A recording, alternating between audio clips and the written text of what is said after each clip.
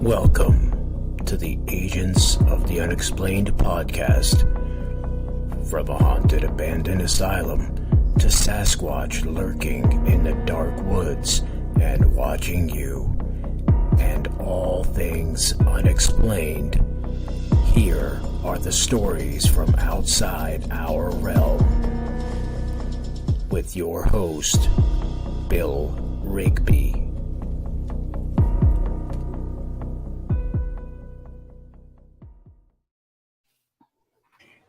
Hey everybody, we're doing something different. I now got a co-host, Tara Stephanie. Hi. God, she's still so loud. Is this better? Yeah, it'll do. And of course, That's all the farther down I can put my phone. You're good. You're good. Yeah, folks, we're going to get through this technical, maybe. But we got Gwen Purcell. Hi. I love this woman. Hi, Sandy. I'm glad you're on time. But, yeah, let me say this much, though. Gwen is a field researcher, a MUFON investigator. She does so much. She's emergency personnel, emergency response personnel. Paramedic. Hey, Dave Lester. We lost Tara. Hey, Dave. But not only that, she's been busting her ass this past week. And here she comes, I think. Yep, she's back. I'm sorry. I accidentally hit a button. Stay off the buttons.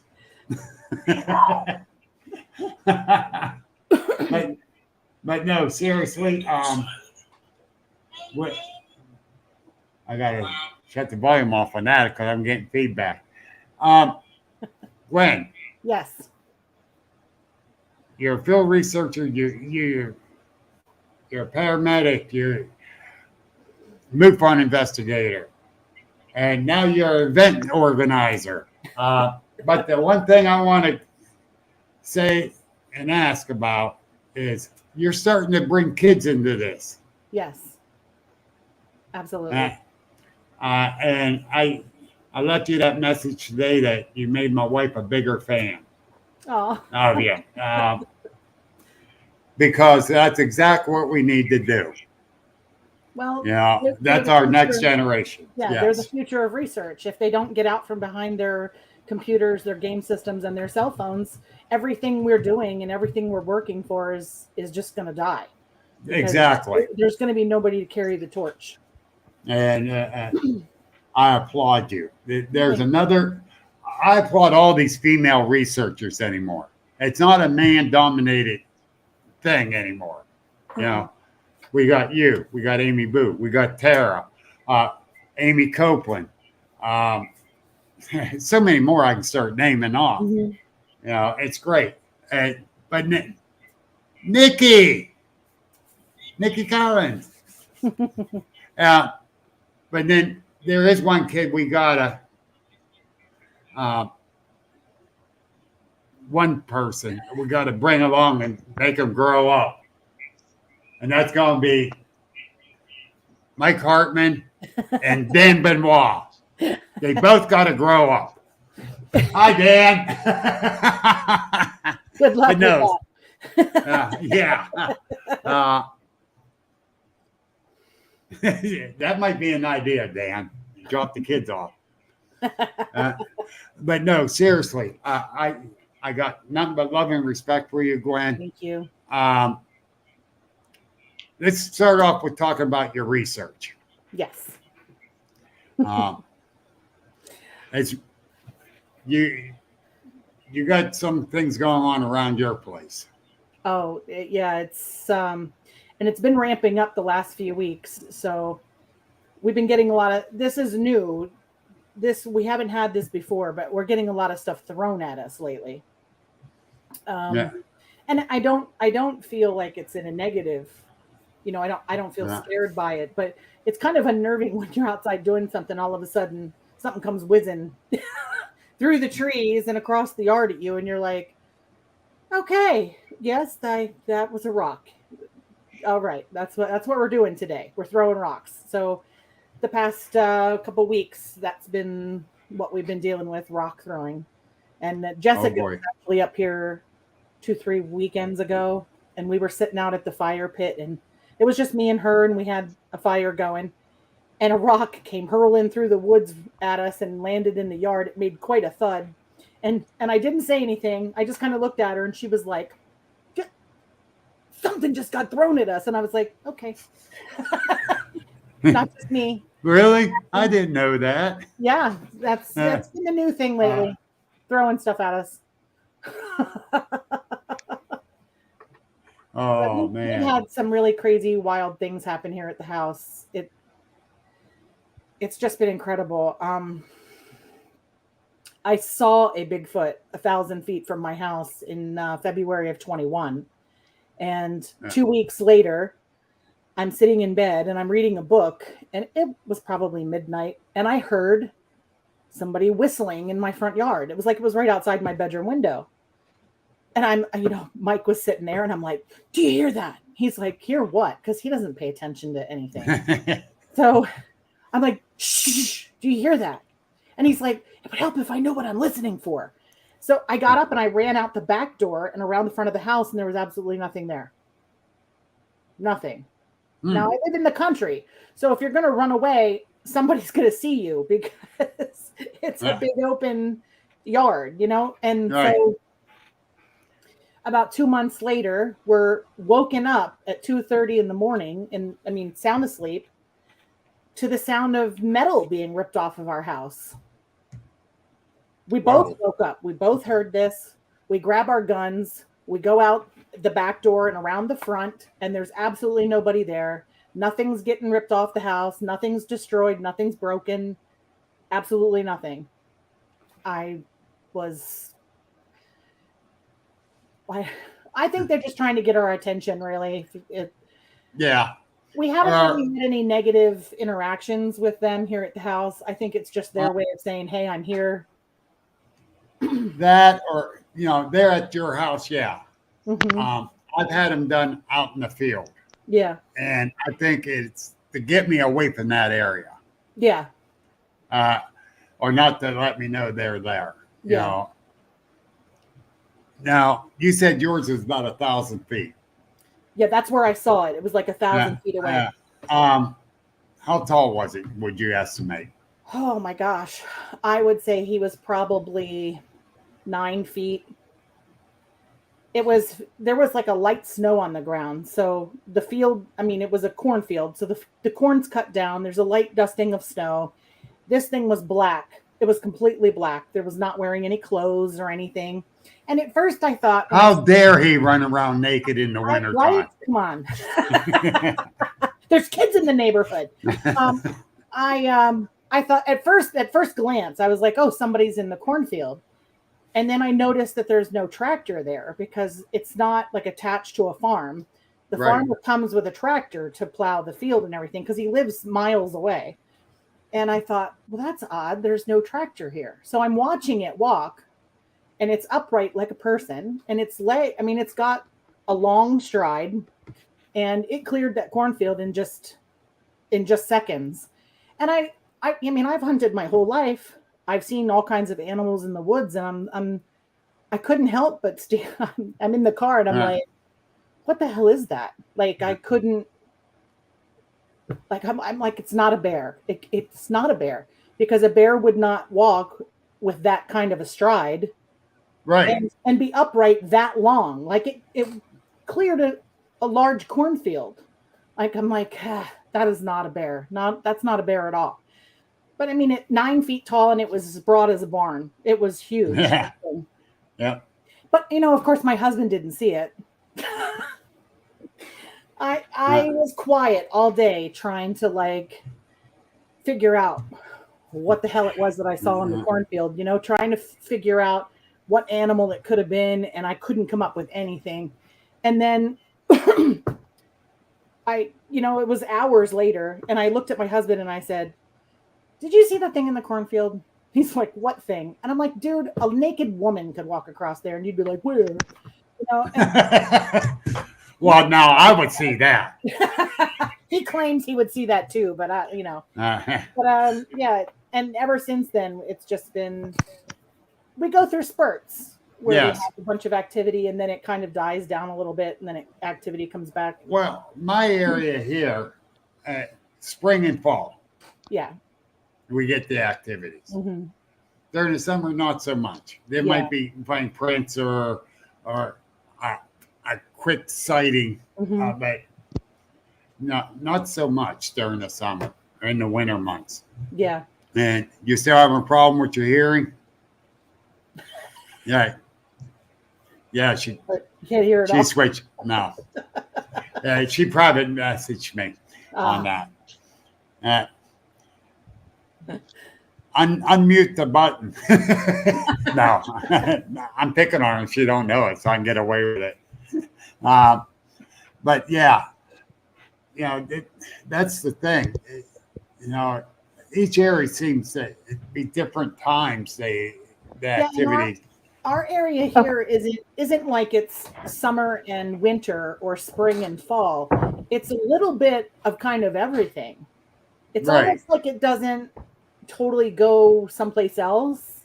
It kind of like, it's sporadic. It's like maybe a month you don't have anything, and then you get things. And I believe, and this is what I believe, is that they'll hunt and feed in an area, and then they move on after a couple weeks and hit another little small area. They're not traveling hundreds of miles, just them doing a rotation. It's a rotation, so they don't wipe out the food source. And I really do believe that. Yeah, we've got plenty of food source here, so yeah, plenty. Yeah, and that's the thing. Even though I live in the town of Sharon, the armpit of the world. You've never been to Shamokin. I used to joke around that Sharon was the armpit of Pennsylvania for years. And remember when they came out with the state shirt with all the towns and stuff on it? It was right here. It really was. I had to buy the shirt. I said, see, Sharon is the armpit. But, it is kind of rural.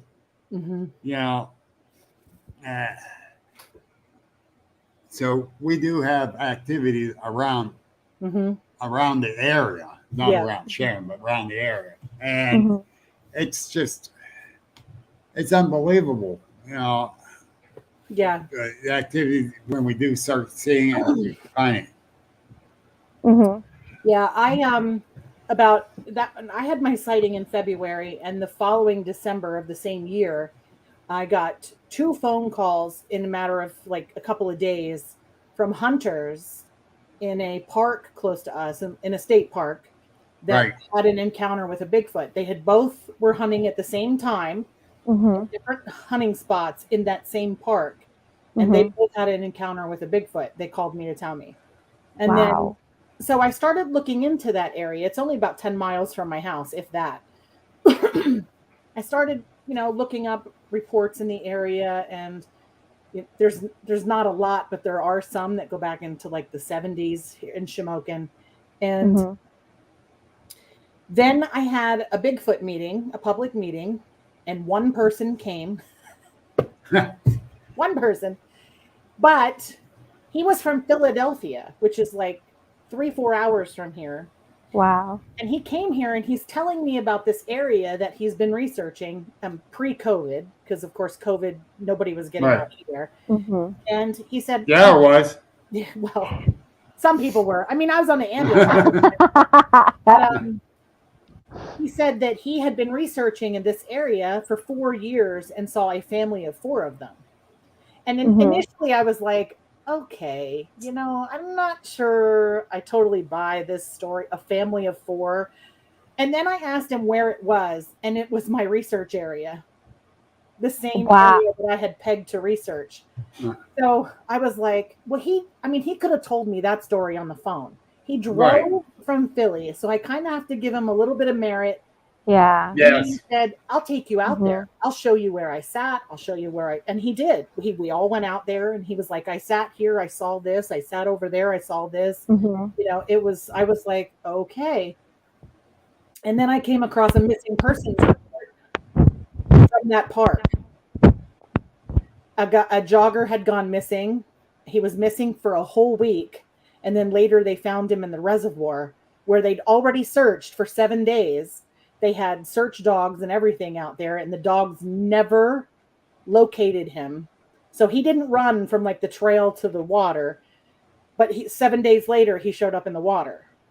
And then just last week, I got a report from 2013 along with pictures of footprints in the snow. This was in December. A jogger was out there jogging in December with his dog and came across these huge prints and took pictures of them. Wow. And I got them. That's And cool. I was like, so where were you running? And he's like, Weiser State Park. And I'm like, get the freak out of here. So in that area I picked, I've gotten 4 reports.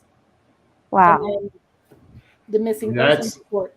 There's wow. Can you hear me? Yeah. Yes. Okay.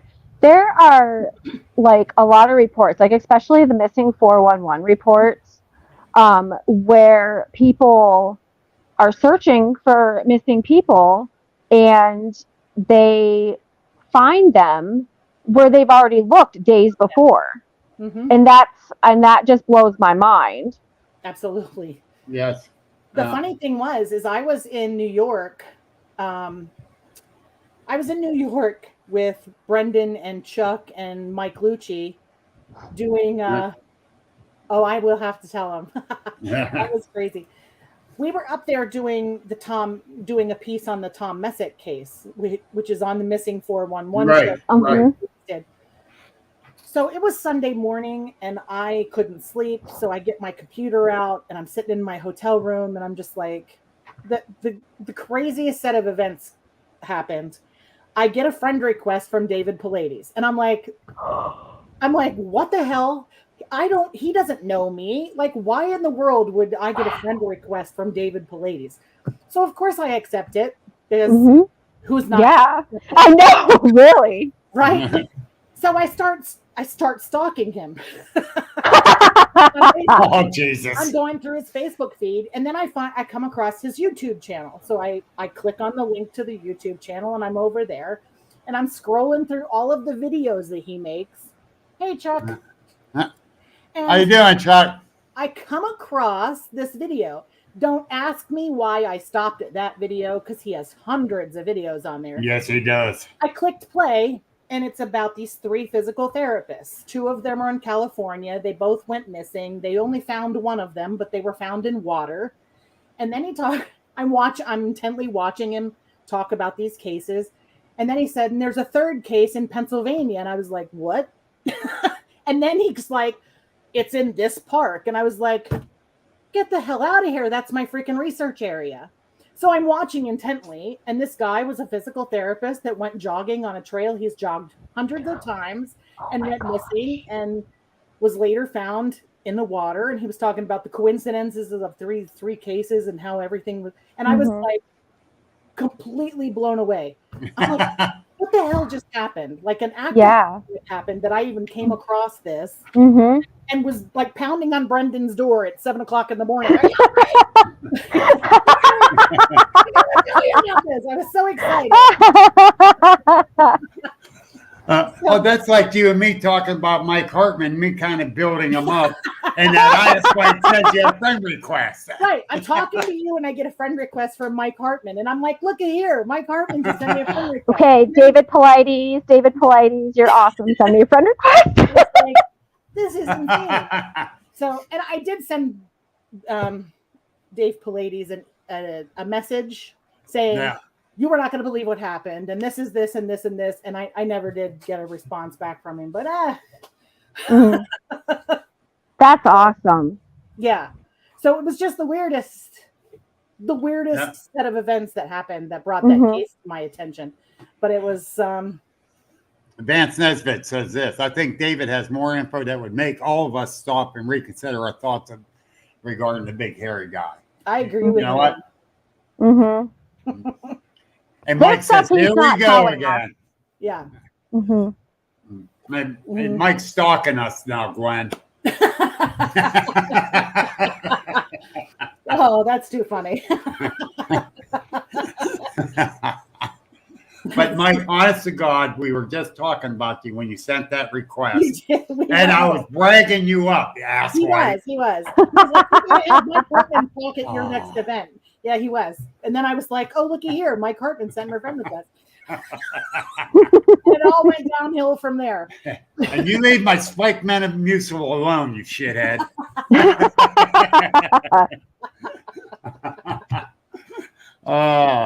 But no, seriously, you know, that just blows your mind when that happens. It totally blew my mind because I would have never known about this case if it wasn't for that friend request and that YouTube. Like I was just, what made me stop on that video? Exactly. It was just the weirdest thing. It was like I was meant to know. Exactly. Yeah. And Mike's only watching. Now who's trying to flirt? Who, Mike? Hi, Mike. But no, seriously, you know, I've been following David Hollis and that. And yesterday he joined my group. Yeah. Wait. I didn't see that. I didn't see it. I didn't see his name. He really did? Yeah. Oh my gosh. There's a welcome thing for him on the page. How did I? Hey, you tell me how you missed it. All right. The one and only. Well, the 1 and 2. Oh my goodness. Hey, Sean and Baker, my other two favorite people. Yes. Hello. You know, I gotta say, before I had that sighting of Bigfoot, I could have cared less about Bigfoot. Like if he was real, great. If they found him, fantastic. If they never found him, biggest hoax in the world. You know, I really could have cared less until that day. And then I went full bore Bigfoot, 7 days a week, 365. It's always in my mind. I'm always scouring the woods and watching. Even when I'm driving somewhere, I'm like, oh, yeah. You know, it's taken over my entire life. But I have met some of the best people that I've ever met in my life. Yes. You're not patting yourself in the back, are you? You know, Sean Forker and Matt Arner and Daniel, and I adore Michael Cook. Michael and I talk all the time, and it's just, I mean, I feel like I have this whole family of brothers that I didn't have before, and it's just awesome. It's just awesome. You know, you're not lying. It is. Yeah, it's like a family. I have a lot of friends. I do. I'm not going to lie. But damn it, I got more followers, and they're just as lost as I am. But no, seriously. Sean, you're right. We are family. Absolutely family. Absolutely. My Bigfoot brothers. They're my Bigfoot brothers. Sean, Baker. I haven't really met Matt yet, but I consider him Vance. Matt's a sweetheart. I love Matt. Jamie and Jenny, Brian and Terry Seach, Fred Saluga. You know, it goes on and on and on and on. John, I know no one's as nuts as me, but they still stay lost because they're following me. Jesus. You're talking to Mike, ain't you? Jesus. But hey, we're going to do something new here. I might as well throw it in just a few minutes early. Okay. And I want to thank Vance for doing this for us. Vance is awesome. Yes, he is. The man's great. Did you I catch? still have. You didn't I catch still that have podcast. so many people. What Yeah. one? You didn't catch the podcast with Vance, did you, Gwen? I did not. No. It just started off. He kind of threw me under the bus. Kind of. He goes, Bill, before we get going here, I want to say this. If you ever want to go for a helicopter ride, I got a lot of friends in aviation. Do not do what you did. Oh my gosh. You were just looking for Bigfoot while you were in the air. That's all. You were just doing air patrol. I told him to do the scenic route, and he sure in hell did. Holy shit. But anyhow, we got a new segment we're going to do on here, and see if I can do it right without screwing things up. And we're going to be doing this. And might as well start doing it now, folks. So here you go. Thank you, Vance.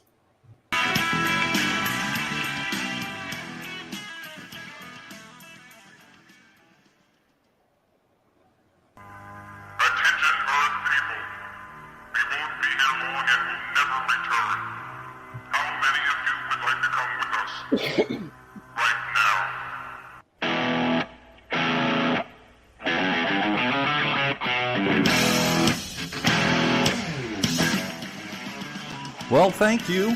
This is the maiden voyage of Agent Insider News, exclusively on the Agents of the Unexplained. I'm Vance Nesbitt, and I probably won't mention that again. So let's kick things off from a horror movie plot to real life. Scientists have revived ancient zombie viruses from permafrost and discovered they could still infect living single-celled amoebas. The chances of these viruses infecting animals or humans are unclear. But researchers say permafrost viruses should be considered a public health threat. So why are we messing with it to begin with? I think John Carpenter would probably have something to say about this. According to the French professor Jean-Michel Claverie, found strains of the 48,000-year-old frozen virus from a few permafrost sites in Siberia. Now, the oldest strain, which dated back 48,500 years ago, came from a sample of soil from an underground lake, while the youngest samples were 27,000 years old. One of the young samples was discovered in the carcass of a woolly mammoth. And the woolly mammoth died. Wonder how? Some scientists fear that ancient viruses that haven't been in contact with living things for thousands of years, such as plants and animals and humans, might lack immunity to them. Now, this isn't the first time that Claverie has revived ancient viruses, or zombie viruses as he calls them. He's been publishing research on this topic since 2014 and says that beyond his work, few researchers are taking these viruses seriously. This wrongfully suggests that such occurrences are rare and that zombie viruses are not a public health threat. Claverie and his colleagues said in their latest paper, published back on February 18th in the Journal of Viruses. In that study, Claverie and his team were able to revive several new strains of zombie viruses and found that each one could still infect cultured amoebas, a feat that Claverie said should be regarded as both scientific curiosity and a concerning public health threat. Let's just keep these viruses frozen the way Mother Nature intended them to be. When we come back, well, something strange found in the desert.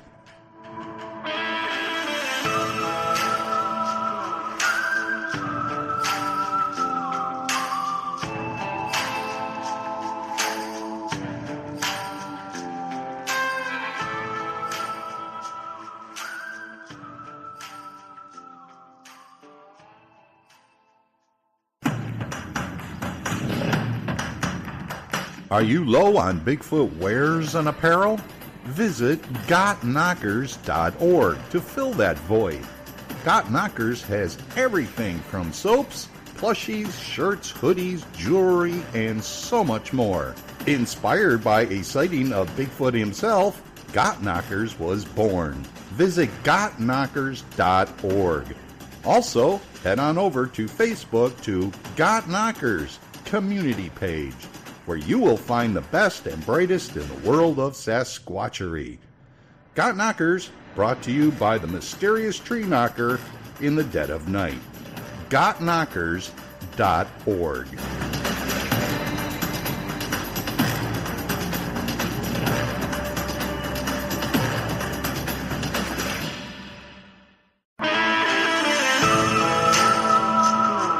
Well, now, there could be a new contender for the heaviest animal to ever live. While today's blue whale has long held that title, scientists have dug up fossils from an ancient giant that could tip the scales. Researchers described the species named Perusitis colossus, or colossal whale from Peru.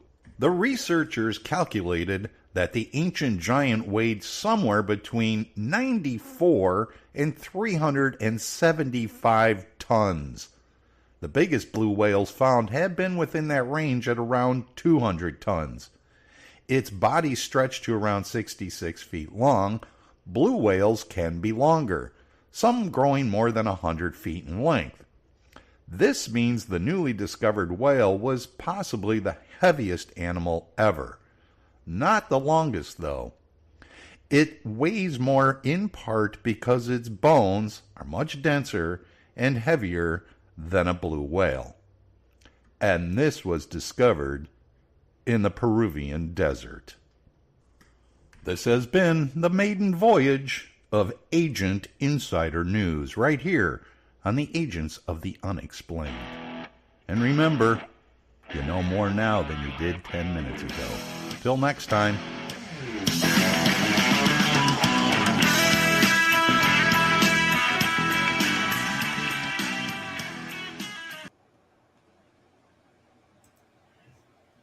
All right. I still got to get the timing on that yet. And I want to know something. Yes, Do we have got knockers? of course we do. Okay. That's all I want to know. Yes, folks. She is the originator of got knockers. Cool. She might not be the original got knockers, but she is the original maker of I got think that knockers. title belongs to Dolly Parton, by the way. She's the queen of knockers. Yes, she is. Mhm. And I still want to see a picture if she gets to wear that shirt. I am Well. just dying for this photo to come through. I really am. I was shocked Yes, when, me too. when Me her too. people came to the stand to buy a shirt so she could wear it for her husband. I was Wow. like, I thought for sure they were just lying, but it doesn't appear so. And Van says he has man knockers. By the way, Vance, thank you so much for this. That was the wonderful, news yeah. segment. That was awesome, Vance. Yes. I like it. He's going to be doing it every week now. So I'm very appreciative of it. And the Shen Valley girl is around. Hey, Mr. Lester's woman, I believe. Yes, she's awesome. Yeah. Yeah. Where? I just saw her name. There she is. There's Melissa. I saw her on there. But yes, you know, what made you come up with that company? I was actually on a. I was fresh into this Bigfoot thing, and I had my sighting, and I wanted to learn everything that I could freaking learn. I just became this sponge, and I'm soaking up everything. So I paid $400. My husband thought I was crazy to go on a BFRO expedition. In Yeah, he knew you was crazy. Allegheny National Forest, and That's where I am. and we were out and the BFRO guy like cut this. He found this nice tree branch and he debarked it and he cut it in two pieces. And I jokingly said, I'm going to make you a t-shirt when I get home. It was supposed to be a joke. And I made him a Got Knockers t-shirt and I sent it to him and he emailed me back and said, you have to trademark this. Like this, you've got something here. And I was like, get the hell out of here. I'm not. Yeah. I sat on it for 5-6 months and then decided to go ahead and trademark it. 18 months later, I just got my trademark. Yes, you did. Awesome. On my way to Tennessee. That is awesome. Mm-hmm. I actually called her and Mike. I called her and Mike as they were on their way down. Yep. And she said, I got my trademark. Mm-hmm. That's awesome. I got the email while we were driving down there. Yeah. So that's awesome. Yeah. I'm so happy for you. Yeah. You put a lot of time and energy and everything into this because you do all the work, you and Mike. I do. Yep. Well, I got my own little knocker. I don't have a got knocker. Well, you need a got knockers because yes, I do. But I'm cheap. Actually, I got a squatch. Oh shit, she's gonna beat me with it. I have a knocker. Oh my gosh, that's so awesome! Oh, I love that. That one is getting raffled off. Am I right? Yes, this is the bat. This is the bat that is being raffled off at the Central Pennsylvania Bigfoot Festival. I have that is so cool. All of the celebrity speakers and everything, and all of the events I have gone to this year have signed this bat. Jack Osborne's on here. All the mountain. Are you serious? Oh, and dead serious. Can you see the blue one right there? That's Jack. Yes. He signed it in blue. Oh my gosh. The Squatch Watchers, the Mountain Monsters, Ron Moorhead's on here. Kenny Irish, RPG. I want to buy a ticket. Russell LaCord, Maria Mayer, the Expedition Bigfoot Cruise on here. That is so cool. Wait, you don't have the greatest MC. Because I don't like him and I wouldn't have him sign my bat. You don't have the greatest MC to sign it. Who's that? Mike Hartman. He'll tell you he's the greatest MC. Well, Mike Hartman has not been anywhere where I have been, I think. No, he's too scared. He's shy. Oh, Christ, we're going to throw him under the bus all night long now. That'll teach you to spike my Metamucil. Oh, Melissa and Dave have a knocker of mine, and they love it. Yes. She said, we've used our knocker. I'm glad. I used mine too. Mine's signed by everybody as well. I still take it out in the woods. My husband's like, you're taking your signed bat out there? And I'm like, it's a bat, isn't it? Like, my bat has tree marks on it because I cracked it out. I don't care. Gwen, I don't think I got you to sign this one. I don't think I had it with me. Well, that's it. I'm off the show. Oh. Damn it. I quit. That's it. I'm sorry. I'm not. Oh, shit. I know where it's going at March 30th. I got to get you and Michael Cook to sign it. Yep. I'm running out of room. I got to get a Got Knockers one. Yes, you do. I want to get a Got Knockers. Don't you That's have knockers? Pretty awesome. Well, I have knockers, but I don't have the Got Knockers. Oh, okay. Everybody needs a Got Knockers. Yes, they do. Everybody. It's just fun. Everyone should check out your website. Well, when I wear my shirt a lot. I have several of them. I make them. I can have all the shirts I want. Yes. I wear them everywhere. And people just look at me. When they see this shirt, it says Got Knockers on it. You should see the looks I get from people. There's a giant Bigfoot in the logo, but people are still like, what is she wearing? At the High Bigfoot conference, I'm set up right next to her. And this couple comes up and the guy says, I got to buy this for my wife. And I looked over. Hey, yeah. Yeah. She had some big knockers. Yes. I get them a lot. I got to buy this for my girlfriend. She's got huge knockers. I got to buy this for my wife. I got to buy, I'm like, hey, whatever you got to do. Hey, it is what it is. Whatever sells. It's fun. It's fun. It's definitely fun. Yeah. And I can honestly say, I did have fun there at OBC. I didn't make any money. I broke about even, but yeah, we didn't get rich or anything. That's for sure. no, but and if Gwen stop dropping stuff off the balcony that Bill has to get there and get, that'd be great. God, did that hurt? Oh, did that hurt? Mm-hmm. Yeah. Yeah, Melissa, you're right. Exactly. Little ladies is right. Little ladies. Yeah. Oh, shoot. Yeah. You're right, Vance.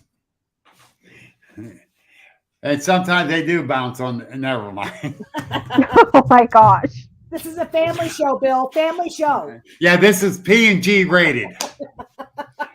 Oh my God! Here we go again. Dark side, buddy. Don't take it to the dark side. Too late. My mind's there. He's always on the dark side. But yeah, seriously, no, that's a great logo, and it's an eye catcher, and it does you justice. We're very proud of it. Thank you. The way you're going with it, it's becoming a big item. So, I'm going to check it out after the show. Go buy something. I don't want to be rich at all. I mean, it wouldn't hurt to be rich, but I just want to make enough money to quit my job, pay my bills, so I can go out in the woods every day. Yes. That's all. Like I joke with my boss that when I make it to the Travel Channel, I'm not going to call in. I'm not going to call off. I'm not going to quit. I'm just not going to show up. I'm going to be a no call, no show. That's how you know I'm going to be on TV. And I say, I don't even need fame and fortune. I just want them to pay me to go in the woods. Yeah. Like just pay me to go in the woods. That's all I care about. That's all I care about. Well, they can pay me to go in the woods. They can feed me and I'll go in the woods. I don't care. I work for food. Have you seen me? Have you seen me? I need to work for food. But no, seriously,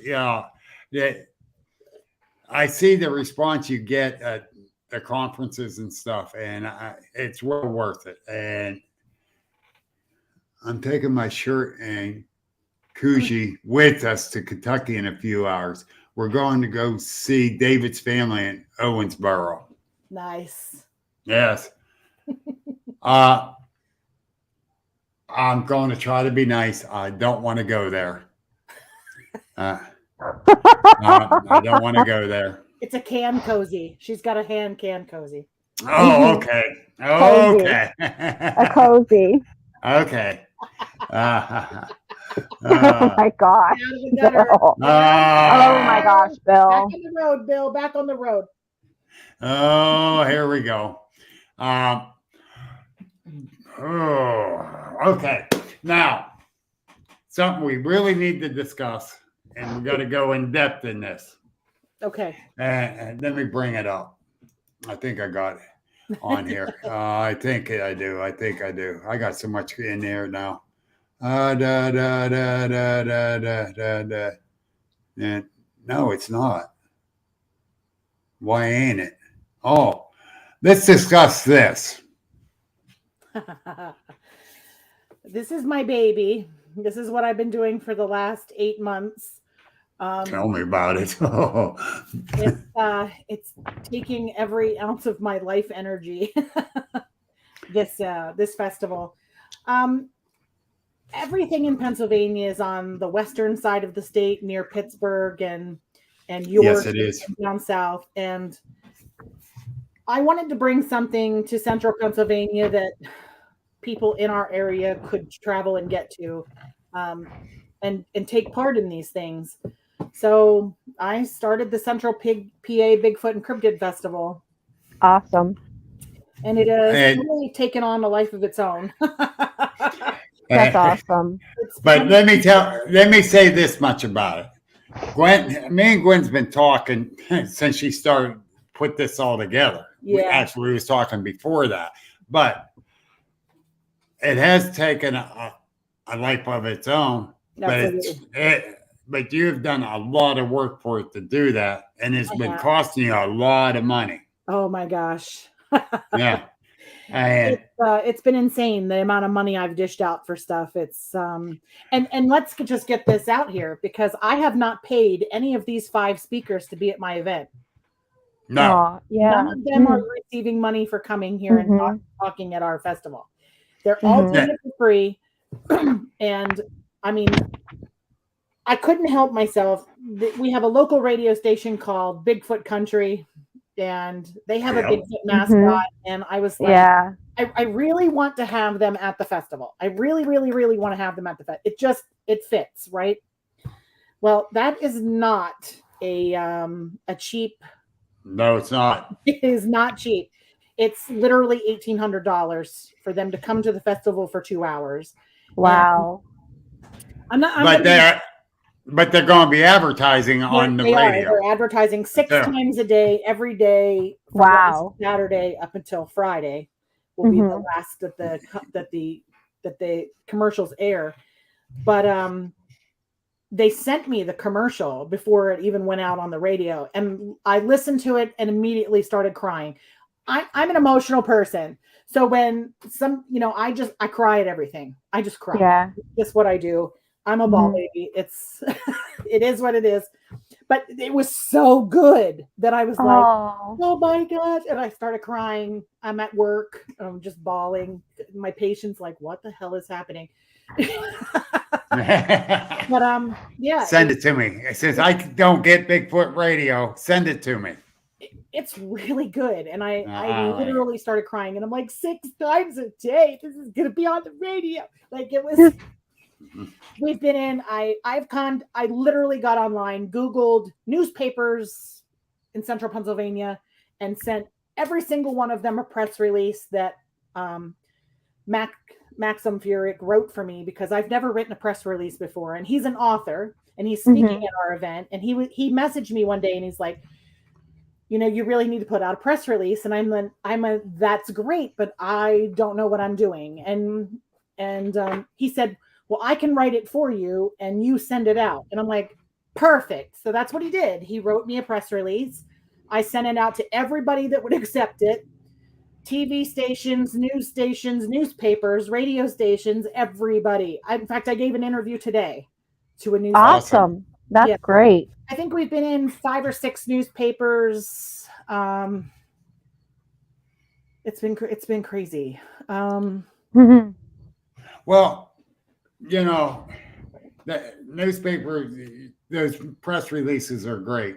They are until they put your phone number in the advertisement. Oh no! Yeah, that was I gave them my email and my phone number so that they could contact me should they have questions. 2 of the newspapers put my phone number in the article. Oh no! My phone is ringing off the hook. What time does it start? Is it dog friendly? When do the speakers start? What's the schedule? I'm like, oh my God. So that's what that dog friendly thing was about. I was getting 9,000 questions about dogs. Yeah. So I decided to make a post so that I could answer everybody at one time. Wow. Now, with your speakers. Yes. Dan Benoit, Virginia. Yes. Mike Cook, Kentucky. Matt and Sean, Pennsylvania. Yes. I'm not sure where Maxim's from. He's from Pennsylvania. He's Pennsylvania. Matt, Sean, and Maxim are all very close to me. They're all within an hour of me. Oh, okay. But I got, Mike's coming to my event next year. Yes. As a vendor. Mm-hmm. I did invite him when I was talking, because he sent me a thing saying, I saw about your event. You need a speaker. Well, I don't need a speaker this next year. Right. But so I said, but if you like the vend, here's the deal. I gave him a good deal. Yeah, Mike. Only because I don't have to pay shipping for my sauce when I get it. Mike See, Cook has become very much like a brother to me. We talk all the time. he's a great guy. I haven't been doing it because I've been so busy with the festival stuff, but up until a couple of months ago, I was doing probably 90% of his social media marketing for the barbecue sauce. Right. And I'll get back to that as soon as the festival is over. Yeah. I had taken a digital marketing class and finished that class, and that's what I've been doing. The thing you're looking at right now, I created from what I learned at the digital marketing class. Every ad you see on the festival page was created by me. Awesome. Well, awesome. That's great. And the lineup: Sean, Dan, Mike, Matt, Maxim, and that's a hell of a lineup. It's going to be great. It's going to, and the sad part is that I go to all these festivals selling got knockers, and I have yet to see any of them give a presentation. And I've been at a lot of festivals where Mike Cook and Daniel Benoit have both been, and I still have not seen their stuff. I don't know if Dan's still listening, but I've seen his presentation 3 times. Mm-hmm. I see it the 4th time. I'm going to critique it so bad on him. I'm going to mess with Dan too. Right after I got out of the hospital, I was not supposed to travel, but my buddy Gary Overfield says, I really want to go up to Marionville. He says, you want to, and he says, you want to go? I went, I'm not supposed to travel. He said, I'm driving.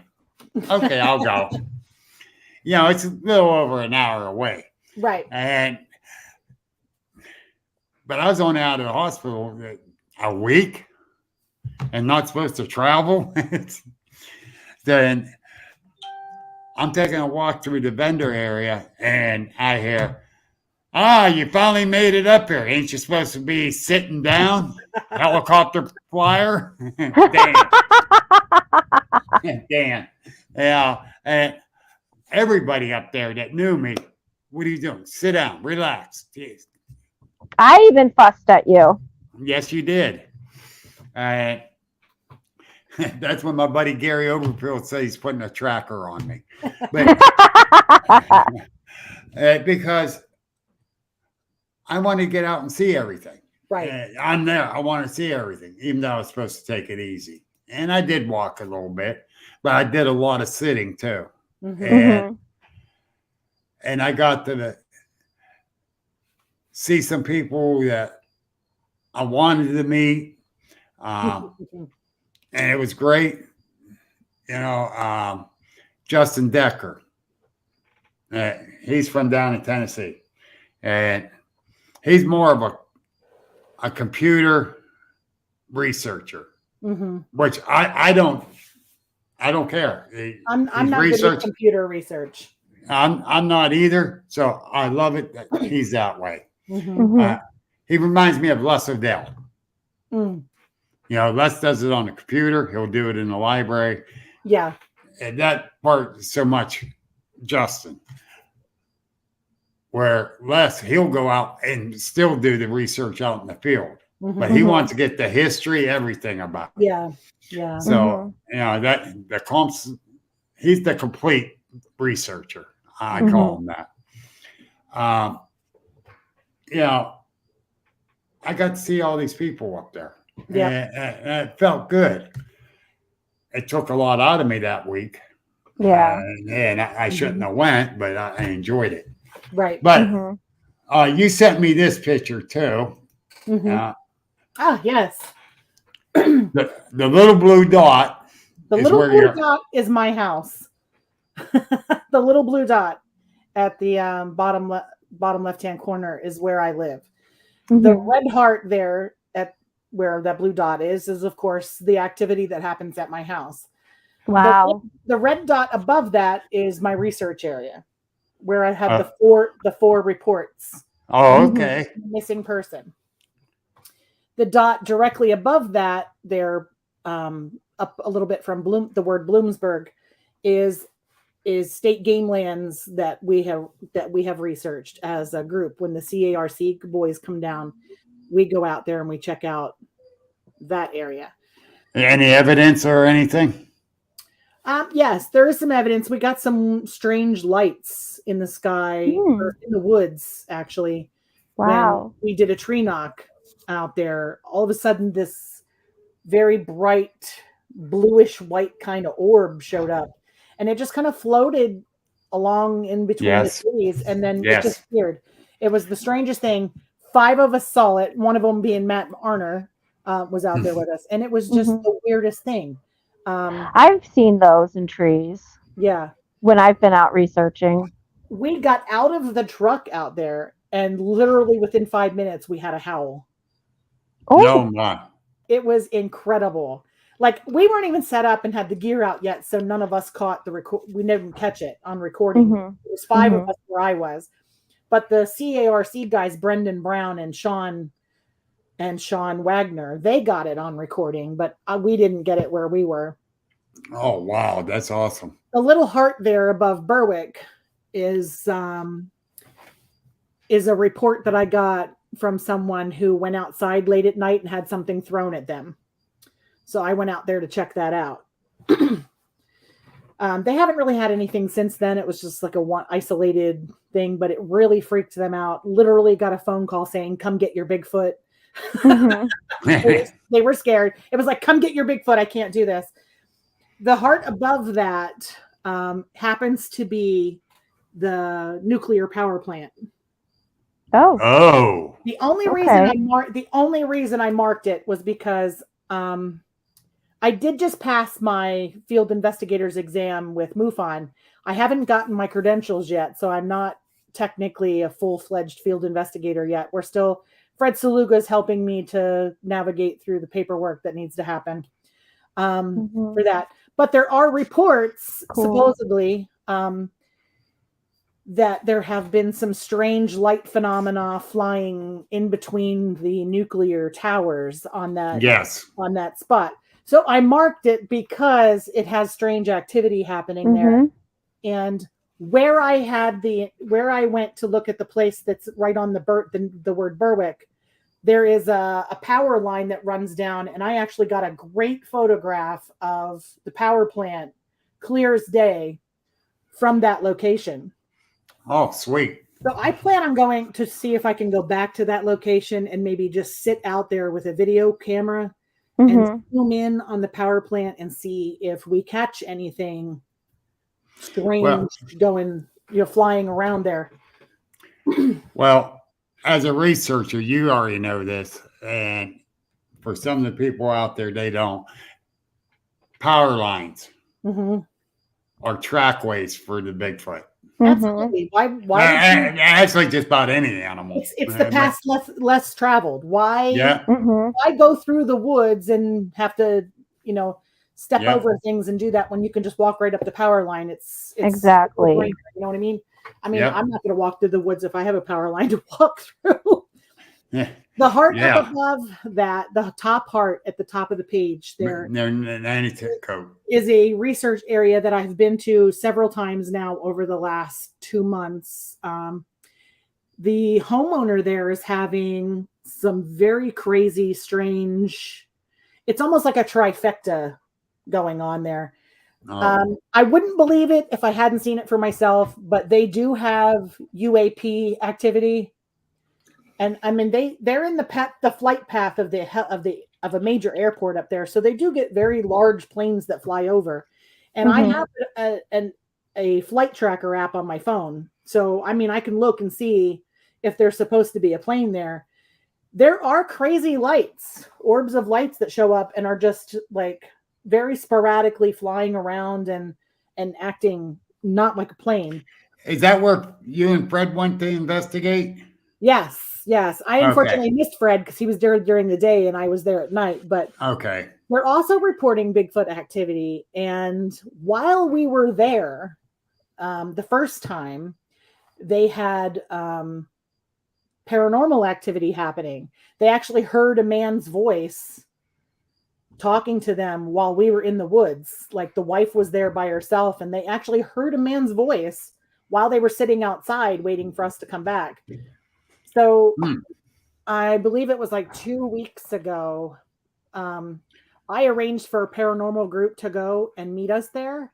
And the MUFON crew was supposed to be there, but they were there during the day. So they weren't there at night with us. Right. But it was kind of to see if something we did triggered something.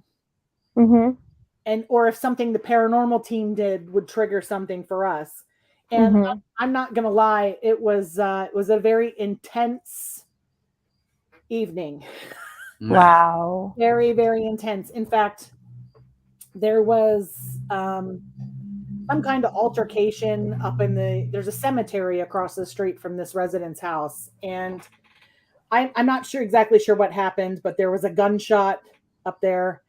And me and the homeowner ran up there. My husband drove up with the car, and we were standing at the crest of the hill in the cemetery looking down at the woods. And the weirdest, strangest thing happened. And it's crazy to me that there are 3 of us up there in that location. My husband stayed in the car. We heard 2 different packs of coyotes going, one to our left and one to our right. And I heard this ungodly Bigfoot howl. Yep. And I pointed right away and was like, and the homeowner was completely blown away. And it's amazing to me that we both stood at the same spot and had totally different experiences. Yes. He got completely drained of energy. And I was raring to go. Like, I didn't sleep that night. I was so energized and excited that it was intense. And my husband, who was sitting in the car, not 30 feet from us, didn't hear a thing. Jeez. It was absolutely well. The homeowner got zapped. Yeah. Because the next day he didn't tell me when we were walking back to the house that he wasn't feeling good. The next morning he messaged me and said, "I'm not feeling well." He goes, "Is that something that could happen from what happened last night?" And I immediately was like, he got zapped with infrasound. Yep. We heard it. Yep. We knew it was close because you could hear it. Like, you heard the leaves, the twigs snapping, and you heard it, but we didn't see it. And he got zapped. I did not. I don't even know what happened. Like, 2 totally different experiences, and we were standing side by side. That happened to me and Debbie Prady, but we weren't exactly side by side. I got nailed with infrasound.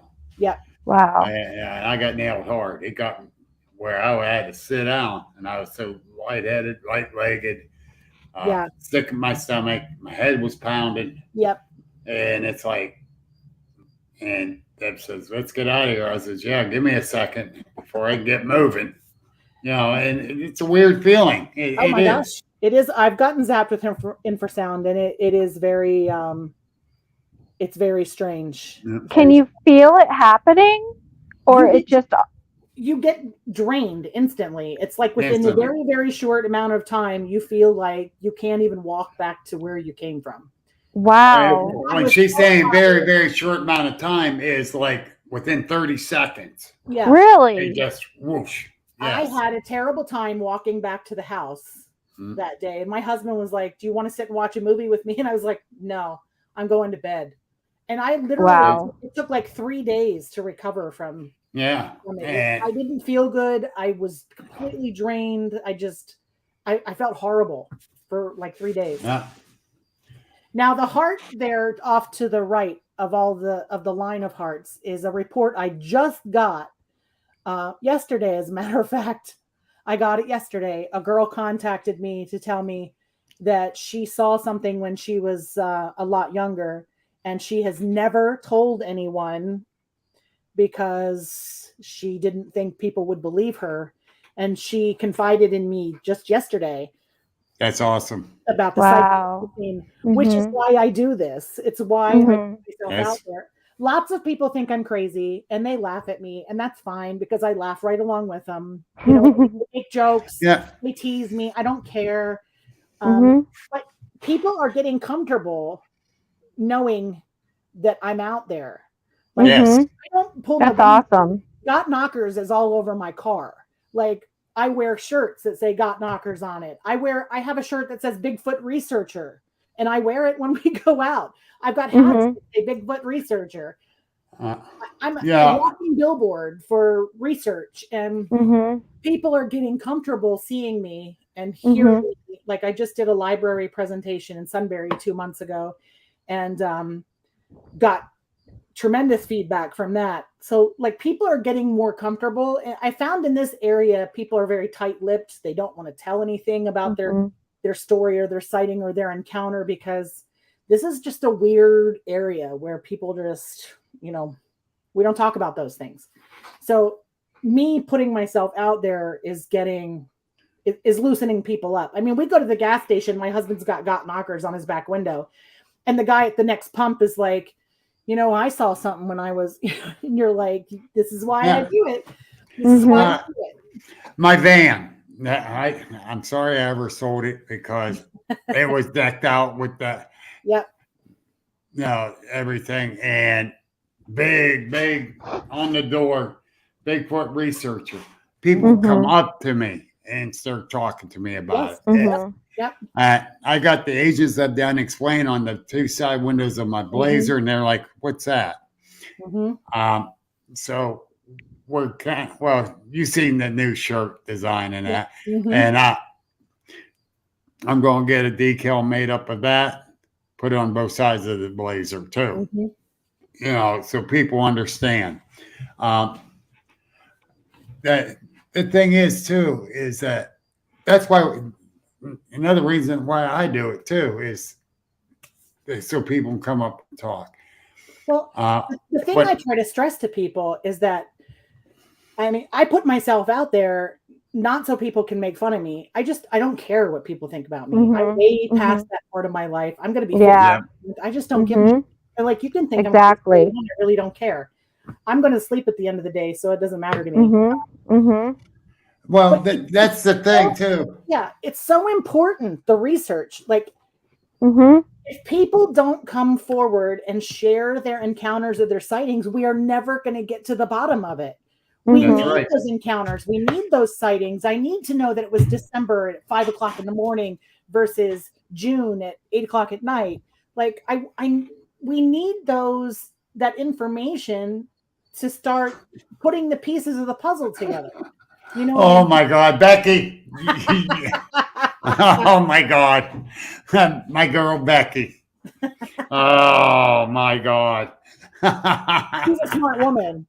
Yeah, she is. She's a hell of a researcher too. She's out all the time that she can when she's not working. Shane Spencer, right here.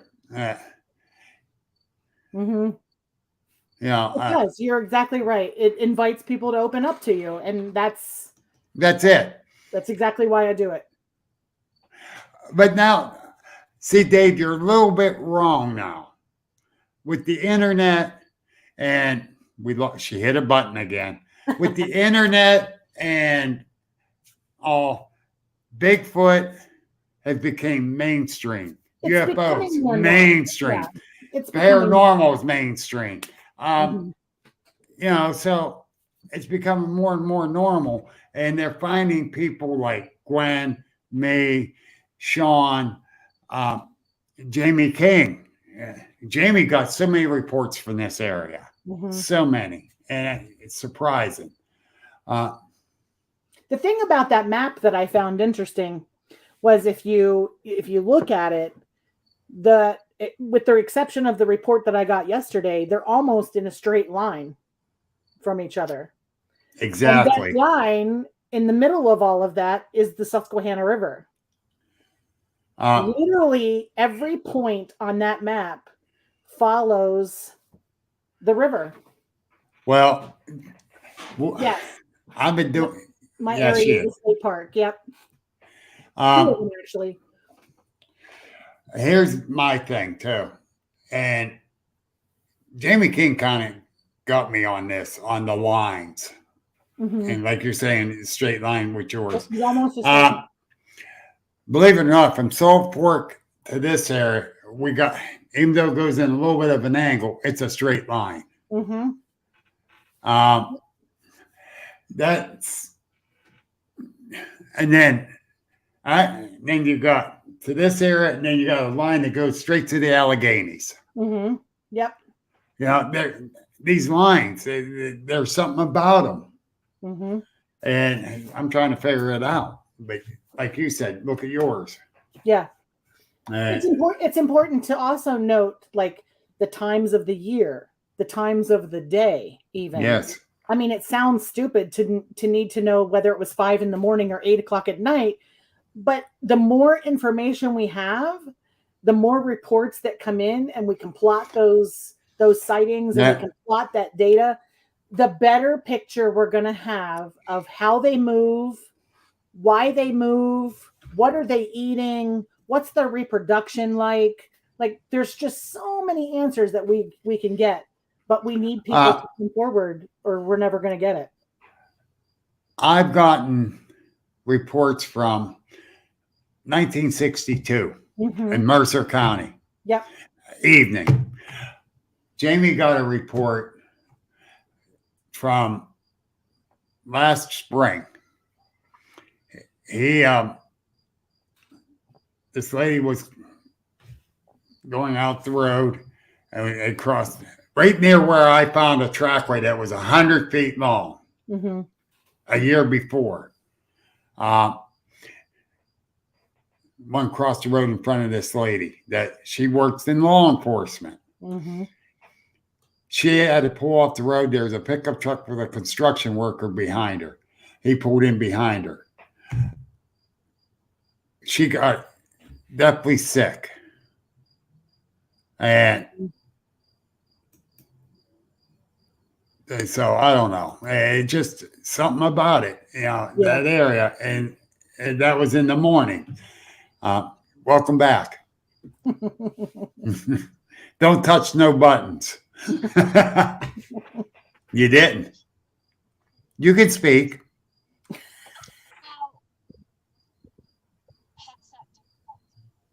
No, we can't hear you. No. All right, just do hand signals. We still love you, Tara. But so time of days and that is great. The weather is great. Absolutely. I got to use him as an example because he's the ultimate note taker on it. Keeping his journal is Phil Bracco. The time of day, what the weather's doing, how much wind. If he sees a deer or he sees a squirrel,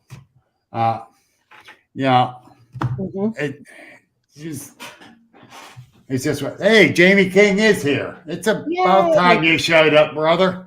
Jeez, I just got done bragging about you, and you show up afterwards.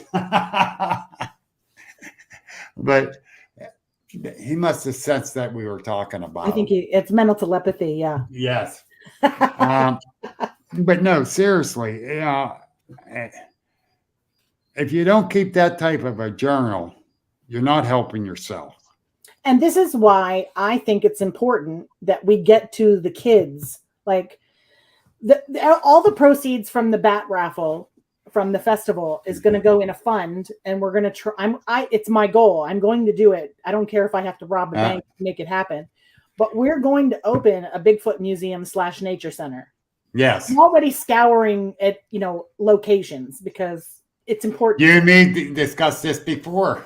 And it's important, and people are like, a Bigfoot museum, and I'm like, it's also going to be a nature center because there's more in the woods than just a Bigfoot.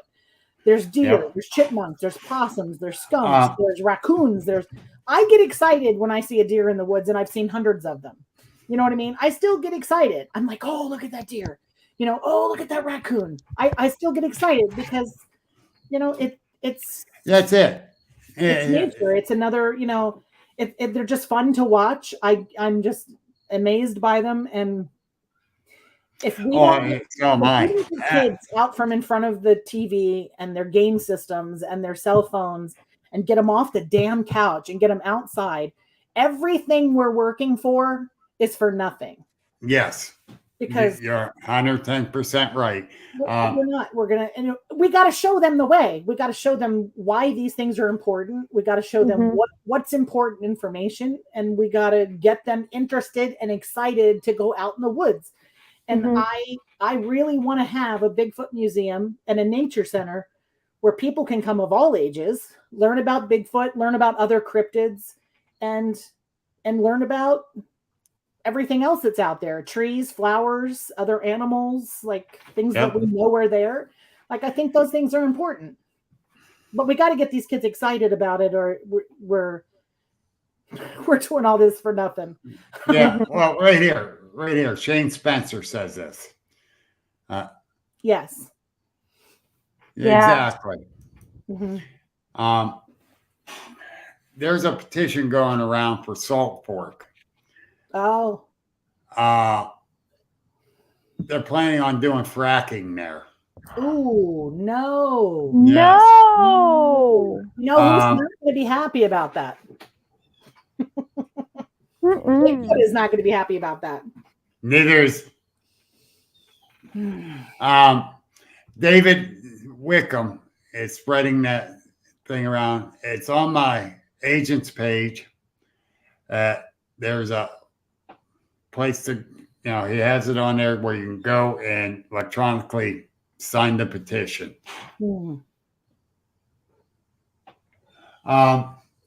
Jamie King says this for you, Gwen. Yeah, I've been looking at grants. I don't really know anything about grants or how to apply for them or what you got to do to. I barely know how to research them. Everybody says the internet is such this great thing, and I'm going to.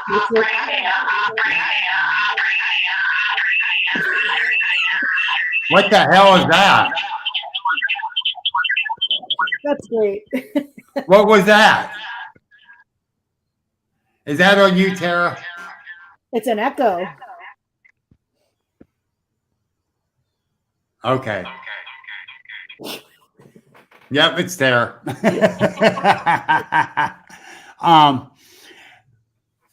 The thing is that there's another lady researcher that's a grant writer. Oh, there is there? Amy Boo. Oh, I love her. I interviewed her on my show a month or two ago, and she is awesome. You need to talk to her. And find out what you got to do. When I talk to people, she brought something up to me that has still stuck with me, and it's, I have not been doing this very long, right? Right. It's only been since February of 2021, so I'm not a seasoned person. I don't have 20 years behind me, and I talking to Amy several times. I was like, I haven't been doing this very long, or I haven't been doing this very long, or I've only been doing it for 2 years, and she was like, stop. She's like, it doesn't matter if you've been doing it for 2 years or 20 years. It's what you get out of it. It's what you put into it. And that's what makes you a good researcher. And I was like, wow. So I kind of stopped saying that I'm still new to this because, somebody could be doing this for 20 years and I have just as much knowledge as they do. Yeah. Well, here, yeah. And I got to practice that motto too. Yeah. Because I say I have not been doing it as long as you, and that's why I'm out here learning. And then when I was speaking at Periopolis and I go, I told Fred Saluga, I said, I'm very honored to be speaking with the ones you got speaking there. Oh my gosh, yeah. And he goes, why? What do you mean, why? He says, yeah, why? Shouldn't they be honored to be speaking with you? I went, Mm-hmm. Why? He goes, "You seen a Bigfoot? Most of them haven't." You know, I have learned that a lot of these people that are out talking at all of these festivals and conferences and haven't even seen one. And Uh, I've seen one, and that was the start of this whole damn thing. Jamie said Fred is right, and Yeah. he is right. And but I am honored for being on the same platform, Absolutely. talking with Les, Yeah. with Dan. Mm-hmm. And I'm not going to deny that. I am honored. Because Fred asked me today about speaking at one of his things he's got coming up, and I was like, "You're asking me? Like, you're asking little old me? Like, Of course I said yes, but I mean, but it's Fred's awesome. I really when they were planning that one, and I was sitting there, and they were first talking about. I said, "Don't ask me." I said, "I got too many," and that's before I got sick. Yeah. And I go, "I got too many now." I said, "Please don't ask." Right. Fred says, "More to marry." I said, "Don't ask." I shut them down real quick on that. Not that I didn't want to do it, but at the time I had too many. Yeah. And it's like, I'm going to get burned out. And Shane Spencer says this, but He's right. Yeah. And that was an honor that they even thought about asking me too. And Jamie King, he keeps saying how proud he is of me from how I got here. But if it wasn't for these other researchers, I wouldn't be where I'm at. Right. And he's one of them. Mm-hmm. Yeah, and I ain't going to deny it. Fred's another one. Brian Terry Seach. I can start going down. Wickham, Amy Boo, even Mary Fabian. She showed me a lot and taught me a lot. I won't deny anybody that showed me in that. And so I still say I'm new at it. And I do mean I'm new at it compared to a lot of these other ones. Mm-hmm. And I'm all in about learning more and more and more. Right. But it doesn't mean the one thing that Amy got me to realize is that, yes, we're new at it, but that doesn't mean that we're not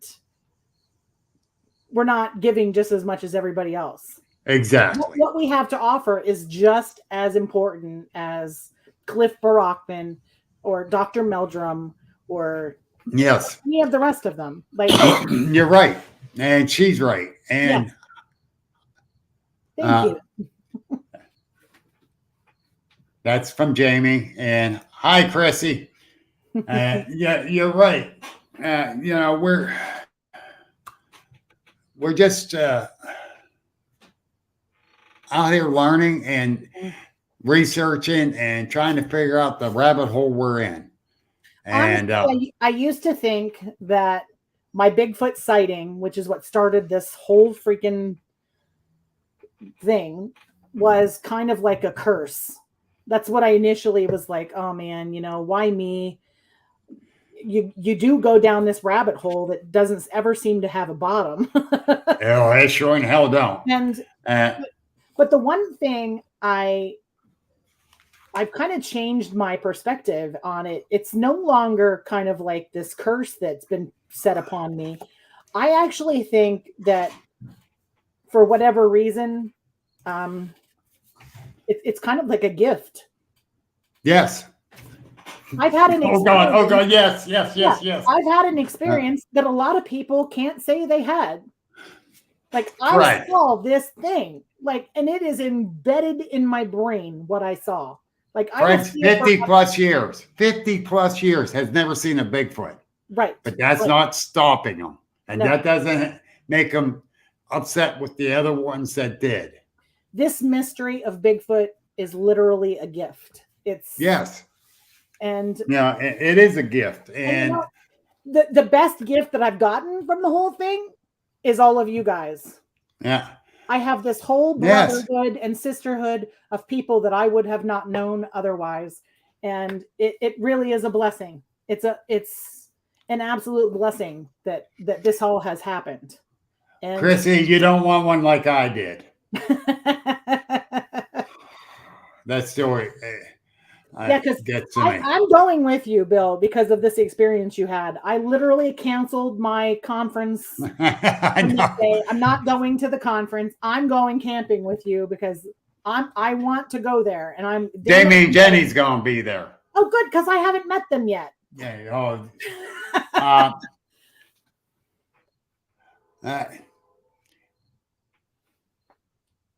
Shane said, here's what Shane says.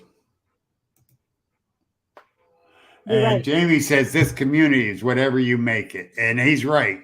You know, we got the bad guys, we got the good guys, in anything you do. Oh my gosh. But comes with the territory. You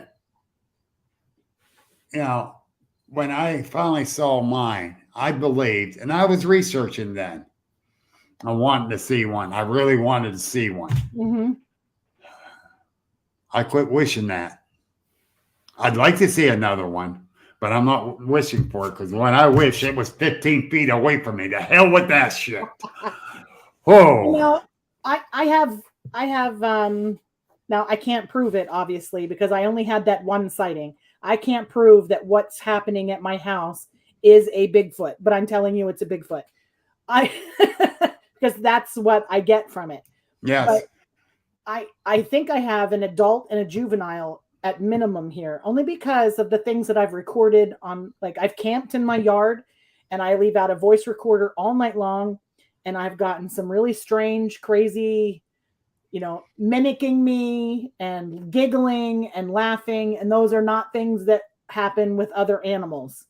So this is what I think I have in my yard. And honestly, every day it's kind of strange and it's probably going to freak the shit out of me. And I'm probably going to be scared as hell. But every day I pray that I see them or I have some kind of interaction with them so that I can learn about them.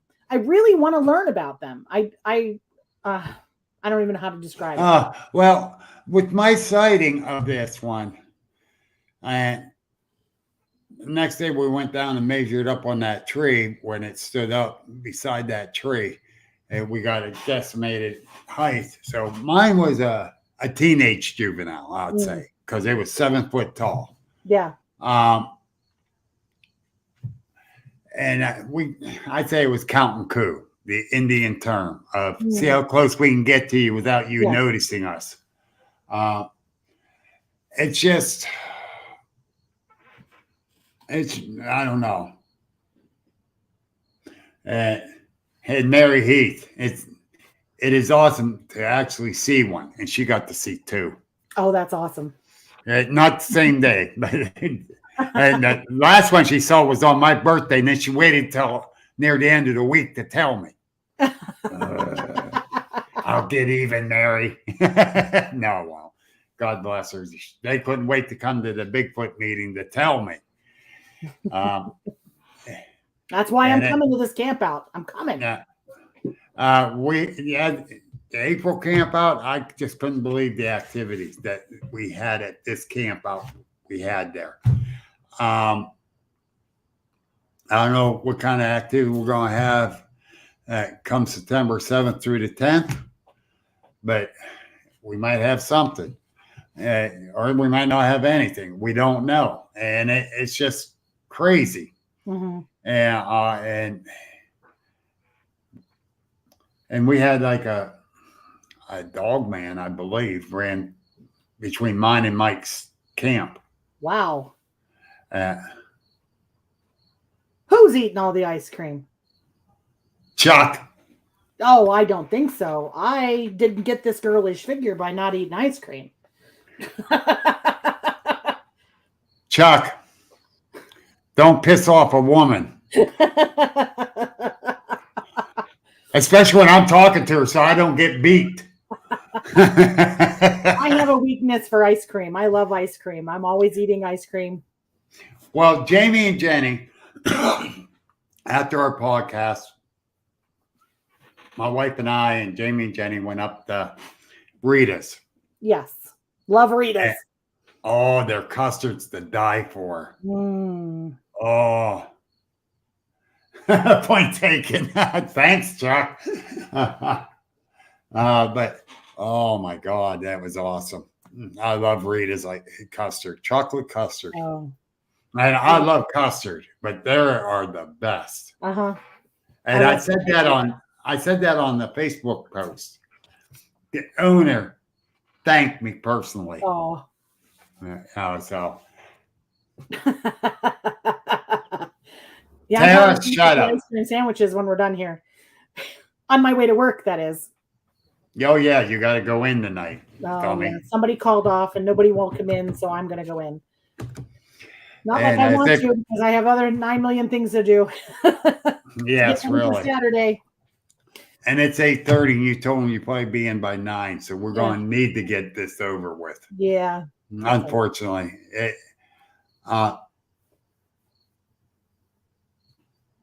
who wrote that? Jamie Crawford. Jamie, message me after the show. Because she's going to have to get going because she got to go into work. She couldn't have just said no. I got lives to save. Screw that. Oh, wait a minute. They might be coming to the event. Yeah, Right, let's go save their lives. People alive to show up for the festival. So, oh. Barbara Jean said, "Dang, no, I need ice cream." Chuck, see what the hell you started with these women? Oh, Yeah. thank you. Somebody said it was a great show. Yeah. I hate that you can't see people's names. Barb said that. Ah. I'm looking on my phone. That's how I get the names and know who's talking. Yeah, I'm super excited to meet Jamie and Jenny.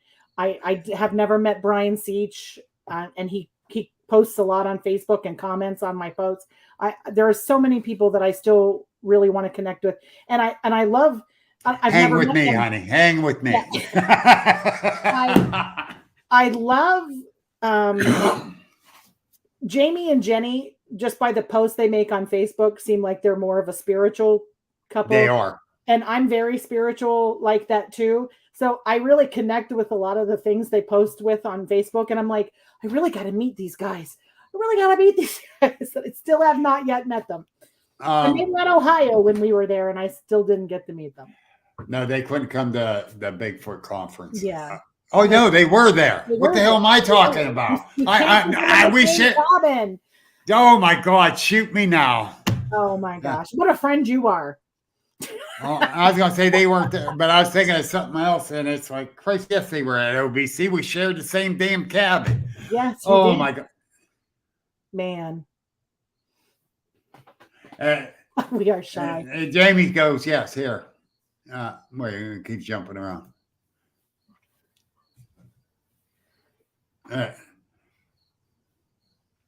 And they are shy people, or Jamie is. And no, with all honesty, you cannot help but love these two. Mm-hmm. They are awesome. Their vibes just.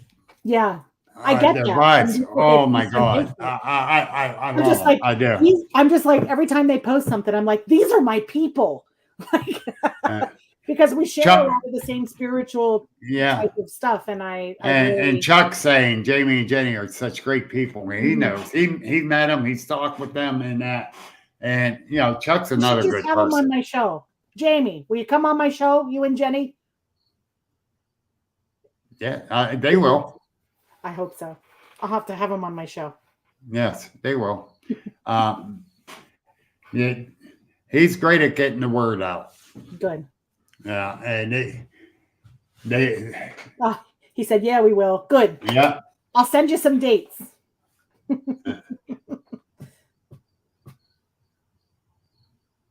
Perfect. Yeah. That's awesome. Yeah. Yeah, that's the thing. You know, I call them my mentors. Mm-hmm. And I Jamie love don't. they're such a cute couple together. Like literally, they're beaming when they're together, and I absolutely love that. I just love seeing their posts. I love seeing pictures of the two of them together because they're just beaming when they're together, and I love it. Yes, it's so refreshing. And it really is refreshing.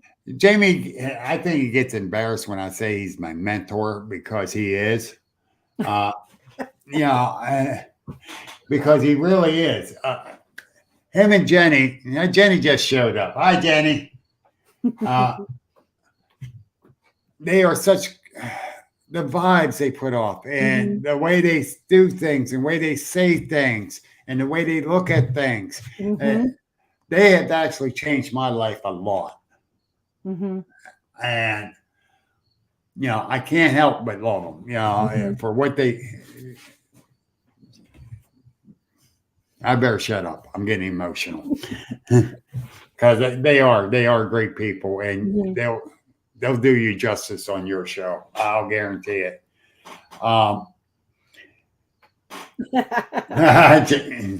Jamie says stop. No, it's true, Jamie. You guys are the best. Yeah, you can tell that they're so good together. It's the vibes. It's the vibes they put off. Because I've never met them. I've only seen their Facebook posts. So get the ice cream. You're right, Jenny. Get the. You ready, Jenny? It's been a week. Let's go. I'll buy. I'll be out. I'm gonna not go to work. I'm gonna go have ice cream with you guys. I'm gonna drive 4 hours just for an ice cream cone. Yes. Jenny, look, Jenny's footing up. She's hard on us. But anyhow, Gwen, thank you so much. It's been fun. It was fun. I enjoyed it. We got to do it again here this winter. And good luck this weekend with your event. I know it'll be a success. And thank you, Jamie, for saying that. It wouldn't be such a great show if it wasn't for her and Tara. That having some glitches, though. Yeah. And all the audience out there.